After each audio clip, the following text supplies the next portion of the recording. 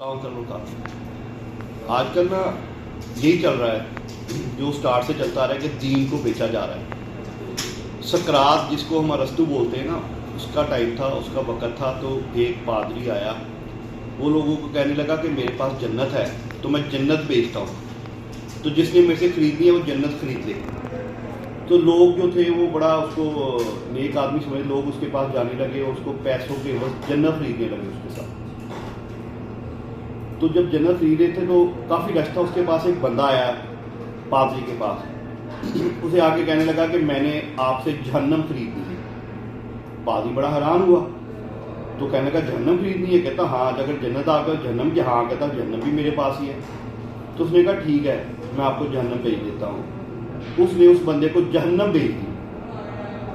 جب اس بندے کو جہنم، وہ جو آدمی تھا نا وہ تھا سقراط ارسطو، وہ جب اس نے اس کو جہنم بھیج دی نا، تو وہ آدمی جو تھا نا وہ چوک میں، چوراہے میں، پہلی اتنی پاپولیشن نہیں ہوتی تھی، جا کے اس نے لکھ کے لگا دیا کہ جہنم جو ہے وہ میں خرید لی ہے، تو اب کوئی بھی بندہ جہنم میں نہیں جائے گا.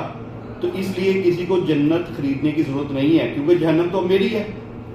تو اس طرح اس نے اس بندے کو ایکسپوز کیا. آج کل بھی لوگ جو ہے نا دین بیچتے ہیں. میں ایک بہت بڑی مذہبی جماعت کا ایک بندہ تھا، اس کی میں سن رہا تھا، ان کا میں نام نہیں لینا چاہوں گا، ان کے بہت سارے فالوورز ہیں، ان کو ہرٹ ہوں گے. تو ان سے پوچھا کہ آپ کا ذریعہ معاش کیا ہے؟ تو اتنا لیونگ اچھا سٹائل ہے آپ کا، لیونگ سٹینڈرڈ بہت ہائی ہے. تو کہتا یہ اللہ تعالیٰ دیتے ہیں، تو پھر مجھے کیا ضرورت ہے کوئی کام کرنے کی؟ ٹھیک ہے نا. تو یہ بولنے والے جو لوگ ہیں نا، یہ اسپیشلی جو گاؤں میں، ولیجز میں لوگ رہتے ہیں، تو یہ ایسے مذہبی لوگوں کے جن کے پاس نہ علم ہوتا ہے، نہ نالج ہوتا ہے، نہ وزڈم ہوتی ہے، ٹھیک ہے نا، ان کے پاس ٹیکنیکس ہوتی ہیں، تو ان کے پیچھے لگ کے اپنی دنیا بھی خراب کرتے ہیں، اپنی آخرت بھی خراب کرتے ہیں. یہ لوگ اچھے نہیں ہوتے، یہ آپ سے ایسی باتیں کرتے ہیں. تو آپ لوگوں کو کہیے کہ ایسے لوگوں سے بچیں. بلکہ گاؤں میں تو لوگ جو ہیں وہ، میرے اندر کسی بچے کو کوئی بیماری ہو نا، پرابلم ہو، تو کہتے ہیں جی اس کے اندر جن آ گئے ہیں، یا کسی بچی کے اندر ہو، تو اس کی شخصیت کو ہی تباہ کر دیتے ہیں. ٹھیک ہے نا، تویزوں کی طرف لے جاتے ہیں. حالانکہ اس کا حل اصل یہ ہوتا ہے. نبی پاک صلی اللہ علیہ وسلم کے دور میں ایک بندہ تھا، اس کو دل کا یا ہارٹ کا یا کوئی عارضہ یا کوئی پرابلم بیماری آئی. تو نبی پاک صلی اللہ علیہ وسلم نے فرمایا کہ تم جو ہے نا اجوا کھجور کی گٹھلی یوز کرو، اجوا کھجور یوز کرو. مگر ساتھ ایک یہودی تھا جو اس وقت کا ڈاکٹر تھا یا حکیم تھا، اس کے پاس جا کے اس کا علاج کرواؤ. ٹھیک ہے. میرے نبی پاک صلی اللہ تعالیٰ علیہ وسلم نے بھی یہی بتایا کہ علاج کراؤ، علاج اپناؤ.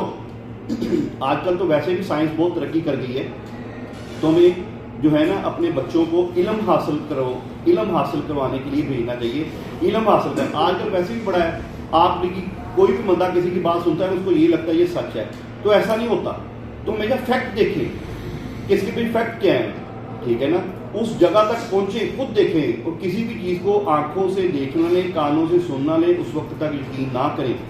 ٹھیک ہے. علم حاصل کریں. علم ہی سب سے بڑی طاقت ہے، اور علم کے حصول کے لیے ہمیں بہت جدوجہد کرنی چاہیے. ویسے بھی ہمارے دین میں ہے قبر سے لحد تک، یعنی کہ پیدا ہونے سے لحد تک جو ہے علم حاصل کرو. ٹھیک ہے. جہاں جانا پڑے علم حاصل کرو، وہاں جا کے علم حاصل کرو. دور بھی جانا پڑے علم حاصل کرو. تو سب سے میری یہ درخواست ہے، ریکویسٹ ہے کہ علم حاصل کریں. لوگوں کی ٹیکنیکس پہ، لوگوں پہ، یا کوئی ایسی بندہ کوئی پراپوگنڈا کرتا ہے، یہ کرتا ہے، اس پہ یقین نہ کریں.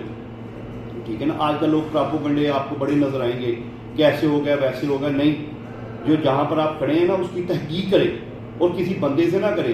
اگر کسی ادارے کے بارے میں ہے تو اس ادارے سے کریں. کسی پرسن، آپ کسی شخص کو نہیں جانتے، اگر کوئی بندہ کہتا ہے ایسا ہے، بالکل نہ یقین کریں. ٹھیک ہے نا. کسی کو جانچنا ہے، اس کے ساتھ کھائیں پئیں، اس کے ساتھ لین دین کریں. ٹھیک ہے. اس کے ساتھ سفر کریں، تو پھر آپ کو اس کا پتہ چل جائے گا.